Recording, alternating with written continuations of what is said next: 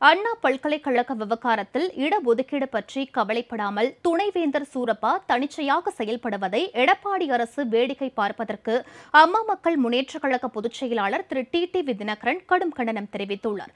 திரு TTV Dinakaran தனது Twitter பக்கத்தில் இன்று வெளியிட்டுள்ள பதிவில், தமிழ்நாட்டின் உயர்கல்வி அடையாளங்களில் முக்கியமானதாக திகழும் அண்ணா பல்கலைக்கழகத்திற்கு உயர் புகழ் கல்வி நிறுவனம் என்ற அந்தஸ்தை வழங்கும் விஷயத்தில் மாநில அரசும் துணைவேந்தர் சூரப்பாவும் மோதல் போக்கை கடைபிடிப்பது கவலையளிப்பதாக தெரிவித்துள்ளார்.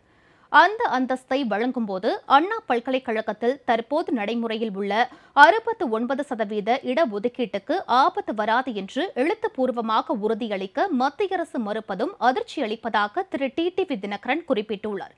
இந்நிலையில் மாநில அரசை கலந்து ஆலோசிக்காமல் இடஒதுக்கீடு பற்றி கவலைப்படாமல் துணைவேந்தர் சூரப்பா இந்த விவகாரத்தில் தனிச்சையாக செயல்படுவது, அதை மாநில அரசு வேடிக்கை பார்ப்பதும் கண்டிக்கத்தக்கது என்றும் திரு டிடிவி தினகரன் தெரிவித்துள்ளார்.